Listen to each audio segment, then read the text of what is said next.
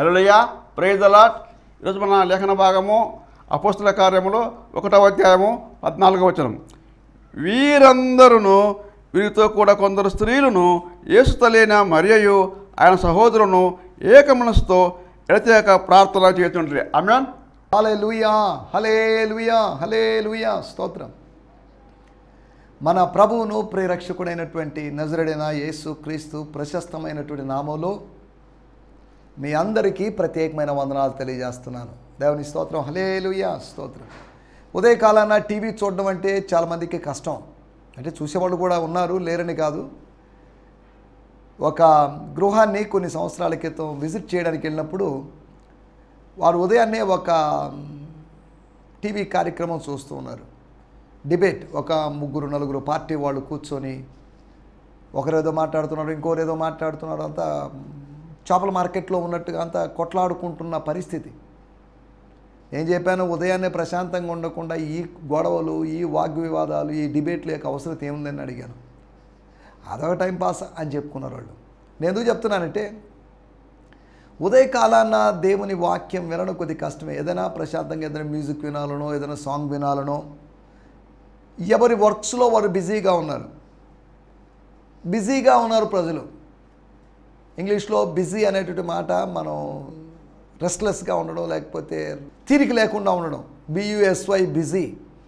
దాని గురించి అన్నారు ఒక ఆయన, బి అంటే బీయింగ్ అండర్ సాటాన్స్ యోక్, అనగా సాతాను కాడి కింద ఉండడం అని అన్నారు. కాదండి, బీయింగ్ అండర్ సేవియర్స్ యోక్ అని ఇంకొక ఆయన అన్నారు. ఏదేమైనప్పటికీ బిజీగా ఉన్నాము అని చెప్పుకొని కొన్ని బంధాలను బలహీనపరుచుకుంటున్నామేమో మనం. పలకరించాల్సిన వాళ్ళని పలకరించండి, ప్రేమించాల్సిన మాట్లాడాల్సిన వాళ్ళతో మాట్లాడండి, అన్నీ మెయింటైన్ చేస్తూ, అన్నీ బ్యాలెన్స్ చేస్తూ ముందుకెళ్ళండి. బిజీ లైఫ్లో కొన్నిటిని మనం మర్చిపోయామనుకోండి, మళ్ళీ వెనక్కి తిరిగి చూస్తే వాటిని తిరిగి పొందుకోలేని పరిస్థితి ఏర్పడుతుంది. ఏదేమైనప్పటికీ ఎంత బిజీగా ఉన్నా కానీ దేవునితో సమయం గడపండి, దేవునితో సమయాన్ని ఇన్వెస్ట్ చేయండి. దేవుని సన్నిధిలో గడిపినప్పుడు, ప్రార్థన, రిలాక్స్ అయినప్పుడు, దేవుడు మనతో మనం దర్శించినప్పుడు, పని ఒత్తిళ్లలో కూడా మనం చక్కగా పని చేసుకుంటూ ముందుకు సాగడానికి ప్రభు సహాయం చేయగలడు. పని చేయాలి, పని చేయకపోతే శాలరీ రాదు, శాలరీ లేకపోతే భోజనం లేదు. కాబట్టి ఖచ్చితంగా మనీ కావాలంటే పని చేయాలి. పని చేయాలంటే కొన్నిటిని పోగొట్టుకోవాలి.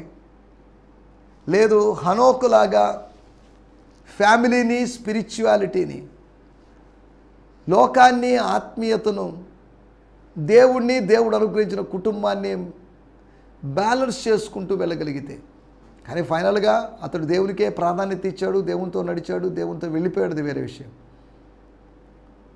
ఎందుకు చెప్తున్నట్టే, ఒక హనోకులాగా మనం ఈ దినాల్లో బ్యాలెన్స్ చేసుకుంటూ, ప్రియారిటైజ్ చేసుకుంటూ, రాత్రులు చాలా వరకు చాలామంది యవన బిడ్డలు నేను గమనించాను, రాత్రులు 12-1 గంట దాకా మేల్కొని, అంత అవసరమే ఉంది. త్వరగా పడుకోండి, త్వరగా లేవండి, ఉదయం లేచి దేవుణ్ణి స్తుతించండి, మీ ఆరోగ్యాన్ని పాడు చేసుకోవద్దు. రాత్రులు మేల్కొని ఉన్నారనుకోండి, ఏదో వాక్య ధ్యానం, ప్రార్థనలో గడపరు, ఇక ఏదో ఎంటర్టైన్మెంట్స్, అవి ఇవి ఛానల్స్, ఆ ప్రోగ్రామ్స్, ఈ ప్రోగ్రామ్స్ చూసి మీ ఆత్మీయ దాహాన్ని, తపనను కూడా చల్లార్చేటువంటి పరిస్థితి అది. కాబట్టి జాగ్రత్తగా ఉండండి. అంత్యదినాల్లో ఉన్నాం. సాతానుడు వేరు విధానాల్లో, వేరు తంత్రాలతో మనల్ని సమీపిస్తున్నాడు అనే సంగతి మర్చిపోవద్దు. దేవుని స్తోత్రం. హల్లెలూయా. నిన్నటి ఎపిసోడ్లో మనం తెలిసిన సంగతులు, ఇశ్రాయేలు ప్రజలకి, యూదులకి తెలిసినటువంటి 4 సంగతులు. అంటే 4 సంగతులే వాళ్ళకి తెలిసాయని కాదు, వాళ్ళకి తెలిసాయి అని ప్రస్తావించబడినటువంటి 4 సంగతులు. కానీ తెలుసుకోవలసినటువంటి సంగతులు, తెలుసుకోవలసినటువంటి ప్రాముఖ్యమైన సంగతి, యేసు, వాళ్ళు సిలువ వేసిన యేసు, వాళ్ళు చంపిన యేసు, వాళ్ళు చంపిన జీవాధిపతిని దేవుడు, యెహోవా దేవుడు, వాళ్ళు ఆరాధిస్తున్న దేవుడు ప్రభువుగాను, క్రీస్తుగాను నియమించాడు, అపాయింట్ చేశాడు. యేసు తనంతట తాన నేను దేవుణ్ణి, నేనే ప్రభువుని, నేనే అని డిసైడ్ చేసుకుంది కాదు, డిక్లేర్ చేసుకుంది కాదు. సెల్ఫ్ క్లైమ్డ్ ప్రాఫిట్స్ అన్నట్టుగా వాళ్ళే ప్రవక్తలని, వాళ్ళే అపోస్తులని వాళ్ళు చెప్పుకుంటారు. ఎవరు చెప్పడం లేదు. నీ నోరు కాదు అన్యుడే నిన్ను పొగడదగునని దేవుని వాక్యంలో రాయబడింది. ఇశ్రాయేలు వంశమంతయు తెలుసుకోవాలని కాదు, రూఢిగా తెలుసుకోవాలి, నిశ్చయంగా తెలుసుకోవాలి, ఖచ్చితంగా తెలుసుకోవాలి. దేని గురించి? మీ యొక్క దేశ వైశాల్యం గురించి, దేశపు పంటల గురించి, దేశపు వ్యవసాయం గురించి మీకు తెలిసినా తెలియకపోయినా మీ దేశం కొరకు దేవుడు నియమించిన వ్యక్తిని, దేశ విమోచన కొరకు, దేశ రక్షణ కొరకు ఒక ప్రభువుని నియమించాడు. ప్రభువు నా ప్రభువుతో ఇట్లా అన్నాడుగా, ప్రభువుని నియమించాడు. కాబట్టి ఆ ప్రభువు ఇంతకుముందున్న ప్రభువు వేరు కాదు, అలాగని ఇద్దరు ప్రభువులు కాదు.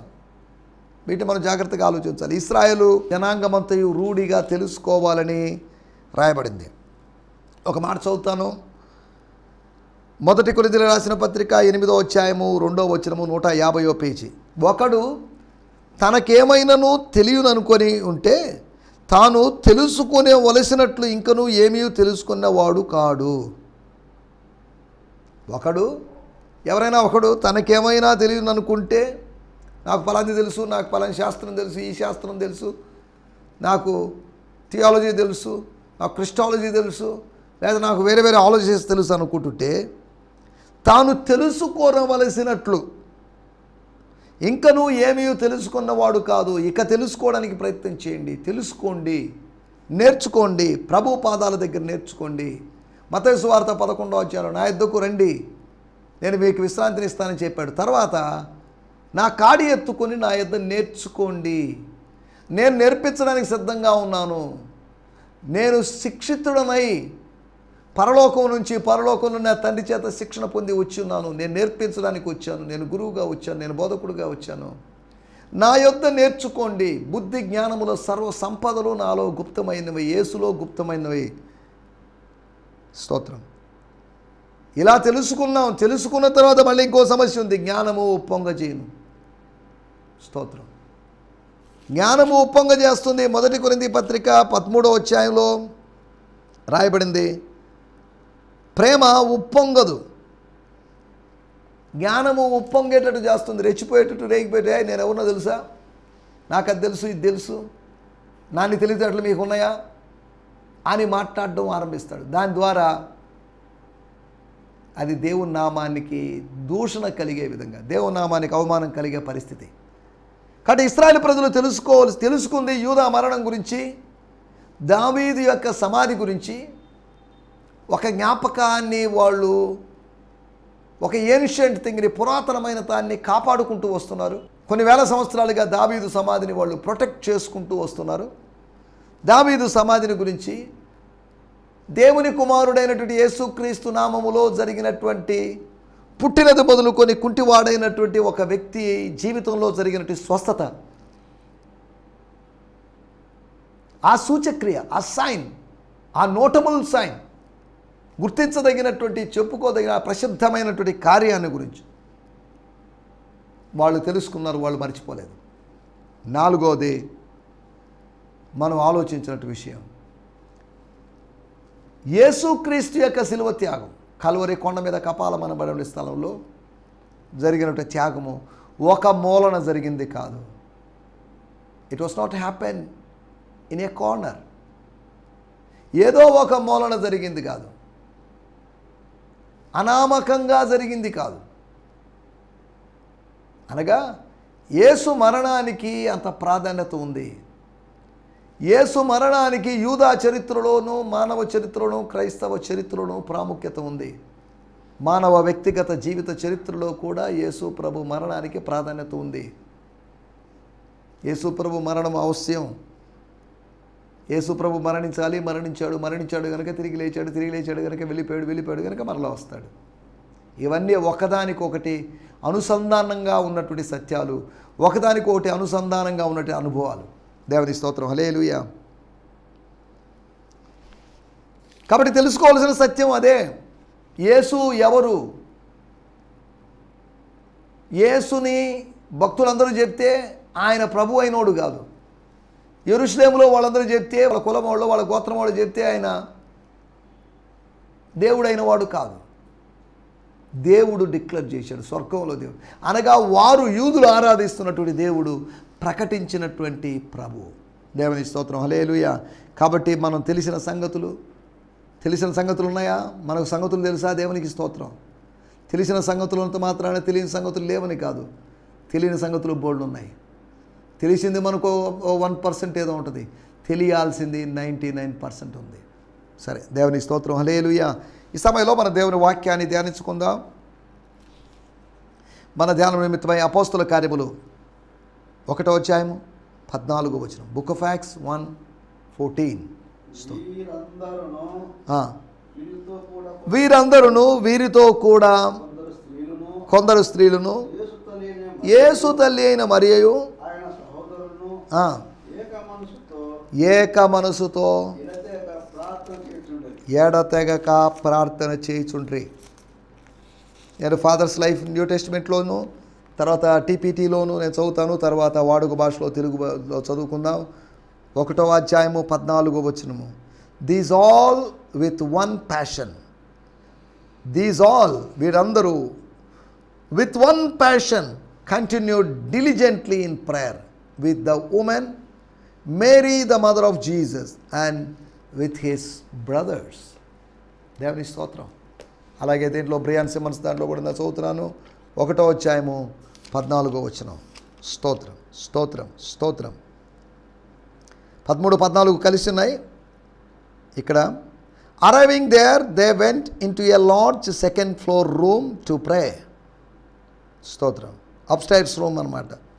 Those present were Peter, John, Jacob, Andrew, Philip, Thomas, Bartholomew, Matthew, Jacob the son of Alphaeus, Simon the Zealot, Judas the son of Jacob, and the number of women, including Mary, Jesus' mother.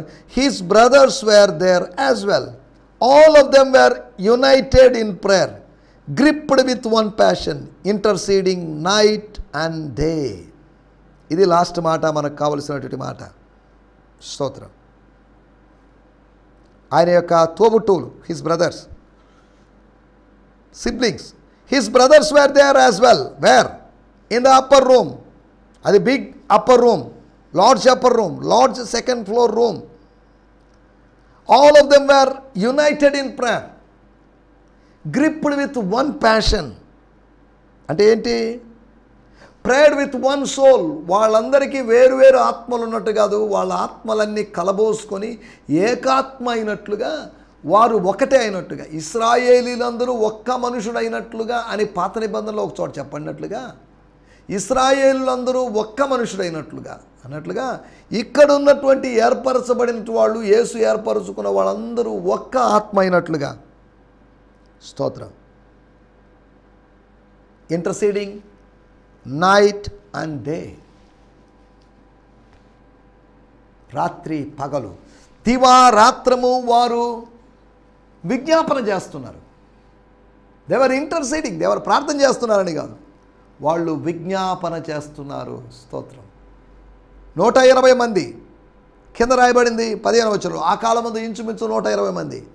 అనగా ఆ పైన దానికి కింద దానికి సంబంధం ఉందని లేదని, కింద వేరని పైన వేరని, అప్పటికి ఆ స్త్రీలతో అక్కడ ఆగిపోయిందని, తర్వాత అనదర్ గ్యాదరింగ్ను ఉద్దేశించి, పురుషులు ఉన్నటువంటి గ్యాదరింగ్ను ఉద్దేశించి పీటర్ మాట్లాడని ఇలా కొంతమంది వ్యాఖ్యానిస్తున్నారు. మనం దాంట్లోకి వెళ్ళలేదు. వాడుక భాషలో మనం చదువుకుందాం. అపోస్తుల కార్యములు 1వ అధ్యాయము 14వ వచనం. స్తోత్రం, స్తోత్రం. వీళ్ళంతా సమావేశమై ఒకే మనసుతో కొందరు స్త్రీలు యేసు తల్లి మరియా, స్తోత్రం, స్తోత్రం, హల్లెలూయా. వాళ్ళు 40 రోజుల్లో ప్రార్థన చేశారని కాదు, 40 రోజుల తర్వాత, యేసు ఆరోహణము తర్వాత, ఆత్మాగమనము తర్వాత, అనగా ఆరోహణానికి ఆత్మాగమనానికి, ఆత్మ రావడానికి, పరిశుద్ధాత్ముడు రావడానికి మధ్యకాలంలో 10 రోజుల కాలంలో వాళ్ళు ప్రార్థన చేశారు. ఎన్ని రోజులు ప్రార్థన చేశారు? సాధారణంగా 9 రోజులు ప్రార్థన చేశారని మనం అనుకుంటాం. 9 రోజులు లేకపోతే ఎలా జరిగిందో మరి మనకు తెలియదు. వాళ్ళు కూడి వచ్చారు. గమనించండి, 4వ వచనంలో వారు కలుసుకొని, వారిని కలుసుకొని, కూడుకున్న వారిని కలుసుకొని, 6వ వచనంలో వారు కూడి వచ్చినప్పుడు, తర్వాత 12వ వచనంలో వాళ్ళు మరలా తిరిగి వెళ్ళారు. తర్వాత 15వ వచనంలో సహోదరులందరూ కూడి, అనగా గ్యాదరింగ్స్ జరుగుతున్నాయి, అప్పుడప్పుడు జరుగుతున్నాయి. కంటిన్యూగా నాన్ స్టాప్గా ఎవరిళ్ళకి వెళ్లకుండా అక్కడే కూర్చొని ఉన్నారని మనం అర్థం చేసుకోవడానికి వీల్లేదు. దేవుని స్తోత్రం, హల్లెలూయా. ఇక్కడ మనం 4 విషయాలు నేను మీకు జ్ఞాపకం చేయాలని ఆశిస్తున్నాను. ఇంత ప్రార్థన చేశారు, ఏమైంది? What is the result? Result లేదని కాదు, రిజల్ట్ ఏంటి అనేది అక్కడ ప్రస్తావించబడలేదు. ఫలితం ఏంటి? ఆ ప్రార్థన ఫలితం ఏంటి? అపోస్తల కార్యములో ఇతర ప్రార్థనలు మీకు జ్ఞాపకం చేస్తాను, వాటికి ఫలితాలు ఉన్నాయి. ఈ ప్రార్థనలు అనగా ఈ 11 మంది, యూదా ఇస్కరియోతు వెళ్ళిపోయి డ్రాప్ అవుట్ అయ్యాడు కనుక ఆ 11 మంది ప్లస్ కొందరు స్త్రీలు, వాళ్ళలో మరియమ్మ కూడా, ఆయన సహోదరులు, అంతా కలిపి ఒక 17-18 మంది, 20 మంది లోపు, 30 మంది వేసుకోండి మ్యాక్సిమం, అక్కడ కూడుకొని ఉన్నారు. వారు ఎడతెక్క ప్రార్థన చేస్తున్నారు. ఆ కాలమందు 15వ వచనం, అది మేడగదిలో జరిగిందో లేదో మనం ఖచ్చితంగా చెప్పలేము. సరే, దేవుని స్తోత్రం, హల్లెలూయా. దీన్ని బట్టి మనం అర్థం చేసుకోవాల్సిన కొన్ని విషయాలు. ఫలితాలు ఇవ్వని ప్రార్థనలు, అవి మన టైటిల్. అనగా జవాబు రాని ప్రార్థన అనుకోండి, అన్ఆన్సర్డ్ ప్రేయర్. జవాబు వచ్చే ప్రార్థన ఉంది, జవాబు రాని ప్రార్థన. జవాబు వచ్చే ప్రార్థనలు ఉన్నాయి, రాని ప్రార్థనలు ఉన్నాయి. ఆన్సర్డ్ ప్రేయర్స్, అన్ఆన్సర్డ్ ప్రేయర్స్ ఉన్నాయి. ఒక భక్తుడు రాసినట్టు మాట, ఆన్సర్డ్ ప్రేయర్ కన్నా అన్ఆన్సర్డ్ ప్రేయర్ దేవుని చిత్తాన్ని ఎక్కువగా తెలియజేస్తుంది. ఎక్కువగా తెలియజేయడం, తక్కువ తెలియజేయడం అనేటువంటి విభజన మనకు వదిలేండి, మన దాంట్లోకి వెళ్ళలేదు. అంటే తక్కువ అంటే ఎంత, ఎక్కువ అంటే ఎంత అని మనం ఊహించడానికి ఆలోచించకూడదు. ఫలితాలు ఇవ్వని ప్రార్థనలు. ఎందుకు ఫలితం ఇవ్వలేదు అనగా వాళ్ళు ఏదో ప్రార్థన చేస్తున్నారు, ఎడతెక్క ప్రార్థన చేస్తారు, వాళ్ళు స్తుతించారు, వాళ్ళు ఆరాధన చేస్తున్నారు, వాళ్ళు అక్కడ ఉన్నారు, వాళ్ళు ఏదో చేస్తున్నారు. 9 రోజులు ఎలా గడిచిపోయా మరి తెలియదు. 10వ రోజు అకస్మాత్తుగా ఒక అదృశ్యమైన వ్యక్తి ఆ నగరానికి, లేకపోతే ఆ పట్టణానికి, ఆ మేడగదికి, ఆ స్థలానికి, ఆ పెంతెకోస్తు పండక్కి ఒక గెస్ట్ లాగా, అద్భుతమైన అతిథిగా, ఆత్మాతిథి వచ్చినప్పుడు, అనగా ఆత్మాగమనం జరిగినప్పుడు, అప్పుడు జరిగినట్టు విషయాల గురించి మనం ముందు చదువుకోవచ్చు. 1వ అధ్యాయము 24-25 వచనాలు మనం గమనిస్తే, ఇట్లని ప్రార్థన చేసిరి. గమనించండి, 6వ వచనంలో ప్రభువా అన్నారు, అది కూడా ప్రార్థన లెక్కే వస్తుంది, కానీ అది మాటలాగా మనం భావించాము దాన్ని. ఇక్కడ వారు ఇట్లని ప్రార్థన చేసిరి, నిలబెట్టి, ఇద్దరిని నిలబెట్టి, ముందు నిలబెట్టి, ఈ యూదా ఇస్కరియోతు స్థానంలోని అపోస్తులుడు ఎవరో తేలడం కోసం వాళ్ళు ప్రార్థన చేశారు. 24-25 వచనాల్లో ప్రార్థన చేశారు. ఆ ప్రార్థనలో ప్రభువుని వాళ్ళు చేసిన సంబోధన చూడండి, అందరి హృదయములను ఎరిగి ఉన్న ప్రభువా. అవును, అందరి హృదయాలు, నా హృదయాల్ని, నిలబడిన వారి హృదయాల్ని, ప్రార్థిస్తున్న వారి హృదయాల్ని, అందరి హృదయాల్ని ఎరిగినటువంటి ప్రభు. ఆయనకి అనంత జ్ఞానం ఉంది. ఆయన అందరి హృదయాల్ని ఎరిగినవాడు, హృదయాల లోపల ఏముందో తెలియజేయగలిగినవాడు, హృదయాల లోపల ఏదైనా ఉంచగలిగినవాడు, హృదయంలోంచి ఏదైనా తీసివేయగలిగినవాడు, హృదయం లోపలేముందో చెప్పగలిగినవాడు, హృదయంలో ఉంచగలిగినవాడు, హృదయంలో ఉన్నదాన్ని తీసివేయగలిగినవాడు, హృదయాన్ని మార్చగలిగినవాడు, రాత్రి హృదయాన్ని మాంసపు హృదయముగా మార్చగలిగినవాడు, లేదా తొలగించి పెట్టగలిగినవాడు. స్తోత్రం. మన హృదయము కన్నా ఆయన అధికుడు. స్తోత్రం, హల్లెలూయా. వాళ్ళు ప్రార్థన చేశారు. సరే, ప్రార్థన చేశారు, కనబరచుము ప్రభువా ఆమేన్ అన్నారు. మళ్ళీ ఇంకోరు ప్రార్థన చేయండి, ఇంకోరు ప్రార్థన చేయండి. ఏం సమయంలో 120 మంది ప్రార్థన చేశారు. ఆ పైన 1వ అధ్యాయం 14 వచనాలు 34 మంది ప్రార్థన చేశారు, ఎటువంటి జవాబు రాలేదు. కానీ ఇక్కడ 120 మంది ప్రార్థన చేసినప్పటికీ, 120 మంది ప్రార్థన చేశారని కాదు, కానీ కొంతమంది ప్రార్థనతో ఏకీభవించారో లేదో మరి మనకు తెలియదు. 26వ వచనం చూస్తే, ప్రభు కనబరచలేదని, ప్రభు చేట్ల ద్వారా కనపరుస్తాడేమోనని, డైరెక్ట్గా కాకపోయినా ఇండైరెక్ట్గా చూపిస్తాడేమోనని. ఎవరో ఒకరు అవునండి నాకు దర్శనం వచ్చింది, యోసేపు నేను చూస్తున్నాను, మత్తీయాను చూస్తున్నాను కాబట్టి ఆయన్నే లేదా మత్తీయాను పెట్టండి అని ఎవరైనా అంటారనుకుంటే ఆ దర్శనం ఎవరికి రాలేదు. 120 మందిలో ఒకరికి కూడా దర్శనం రాలేదు. తూర్పు దేశపు జ్ఞానులకు లేదా యోసేపుకు వాళ్ళకి దర్శనాలు ఉన్నాయి, కానీ 120 మందిలో ఎవరికి దర్శనం రాలేదు. రోమన్ క్యాథలిక్కుల పోపును ఎంపిక చేయడం అనేది విచిత్రంగా జరిగేటువంటి కార్యక్రమం అది. దాన్ని మీకు కావాలంటే మీరు ఇంటర్నెట్లోకి వెళ్తే పోపుని ఎలా ఎన్నుకుంటారు అనే దాని గురించినటువంటి వివరాలు చూడవచ్చు. పరిశుద్ధాత్ముడు వచ్చాడు, ఇంకా చెట్ల మీద ఇంకా విచిత్రమైన విధానాల ద్వారా ఎన్నుకోవాల్సిన అవసరం లేదు. పరిశుద్ధాత్ముడు వచ్చాడు, మనకి ఇంకా ఎలక్షన్స్ యొక్క అవసరత లేదు. No more elections, no more lots అది lots, no more different methods. అది ఆలోచించాల్సింది పోయి అంతటా వారు చూసి చూసి ప్రార్థించి విసిగిపోయి ఇక జవాబు ఆయన కనపరిచేటట్లేదు, ఈ విధానములోనైనా కనపరుస్తాడేమో చీట్లు వేశారు. చీటు ఒక ఆయన ఇద్దరు పేర్ల మీద చీటు వేస్తే ఒకరి పేరు మీద ఖచ్చితంగా వస్తుంది. యోనా మీద అందరి పేర్ల మీద ప్యాసింజర్ అందరి పేర్లు పెట్టేసి ప్రయాణికులందరి పేర్లు పెట్టేసి చీట్లు వేశారు, షేక్ చేశారు. అది కరెక్ట్గా యోనా గారి పేరు మీద వచ్చింది. నిద్రపోతున్నట్టు యోనా గారి పేరు మీద వచ్చింది, మనకు తెలిసిన విషయమే. స్తోత్రం. ఎందుకు చెప్తున్నానంటే ఇక్కడ అర్థం చేసుకోవాల్సిన విషయం ఒకటి, జవాబు రాలేదు వాళ్ళ ప్రార్థనలకి. అపోస్తలత్వాన్ని నిర్ణయించమని అపోస్తులని 12 అపోస్తులను నిర్ణయించమని చెప్పినటువంటి ప్రార్థనకు జవాబు రాలేదు. చూడండి. రెండోది అపోస్తుల కార్యములు 4వ అధ్యాయము 31వ వచనం. అపోస్తుల కార్యములు 4వ అధ్యాయము 31వ వచనం. వారు ప్రార్థన చేయగానే, చేసిన చాలా రోజుల తర్వాత చాలా గంటల తర్వాత అని కాదు, ప్రార్థన చేయగానే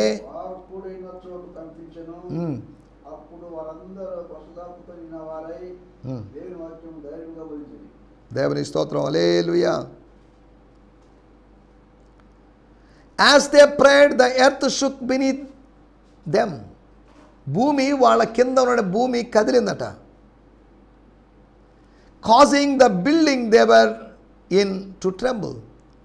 వాళ్ళు ఉన్నటువంటి ఆ బిల్డింగ్ కూడా వణుకుతున్నట్టు, నాట్యం ఆడుతున్నట్టు, లేకపోతే కదిలినట్టు అనిపించింది. Each one of them was filled with the Holy Spirit and they proclaim the word of God with unrestrained boldness. ఏమని అనిపింది? వారున్న చోటు కంపించను. అరామిక్ భాషలో ఎర్త్క్వేక్ అని రాయబడింది. ఒక భూకంపం కలిగింది అని రాయబడింది. ఎర్త్క్వేక్ జరిగింది. ప్రార్థిస్తే ప్రార్థన యొక్క ఫలితం చూడండి. మామూలు ప్రేయర్ కాదు అది, సింపుల్ ప్రేయర్ కాదు అది, ట్రెడిషనల్ ప్రేయర్ కాదు అది. ఇది special prayer, super natural prayer, seismic prayer అని అంటా నేను. సిస్మాలజీ అంటే భూకంపాల గురించి అధ్యయనం చేసేటువంటి శాస్త్రం, సిస్మోగ్రాఫ్ అన్నారు. సిస్మిక్ ప్రేయర్, భూకంపాన్ని రప్పించినటువంటి ఒక ప్రార్థన. ఈ రోజుల్లో అలా జరుగుతున్నాయా లేదా అనే తర్వాత సంగతి మనం దాంట్లోకి వెళ్ళలేదు. హెబ్రీయులకు రాసిన పత్రిక 12వ అధ్యాయంలో భూమిని మాత్రమే దిగా ఆకాశమును కూడా కదిలించేటువంటి సందర్భాన్ని గురించి ప్రస్తావన ఉంది. భౌతికమైన కదలిక లేదు మనం చదువుకున్నటువంటి వాక్య భాగంలోని ప్రార్థనలో. మూడో విషయము 4వ అధ్యాయంలోని 31వ వచనంలోనే పరిశుద్ధాత్మతో నిండుకున్నారు. సరే, ఎడతెక్కకుండా ప్రార్థన చేశారు ఈ 30-40 మంది. ఏమన్నా జరిగిందంటే ఆత్మ నింపుదల లేదు, జవాబు రాలేదు, ఎటువంటి భౌతికమైన కదలిక లేదు, ఒక మేనిఫెస్టేషన్స్ ఏమీ లేవు, ప్రశాంతంగా ఉంది. 4వదిగా ఒక మాట కూడా మీకు జ్ఞాపకం చేస్తాను. అపోస్తుల కార్యములు 13వ అధ్యాయము 2వ వచనం. స్తోత్రం. వారు ప్రభువును సేవిస్తూ yes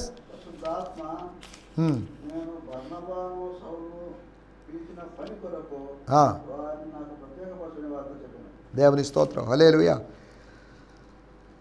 while they were worshipping as priest అంట, అనగా సేవకుల్లాగా, అనగా యాజక ధర్మము జరిగిస్తున్నటువంటి సేవకుల్లాగా, లేకపోతే యాజకుల్లాగా వాళ్ళు అక్కడ ప్రార్థిస్తున్నారు. Before the Lord in prayer and fasting the Holy Spirit said, Holy Spirit గారే మాట్లాడారట, పరిశుద్ధాత్మ గారు మాట్లాడారట. ఎలాగా? I have called Barnabas and Saul to do an important work for me, now release them to go and fulfil it. పరిశుద్ధాత్ముడు మాట్లాడాడు అని రాయబడింది. ఎలా మాట్లాడాడు పరిశుద్ధాత్ముడు?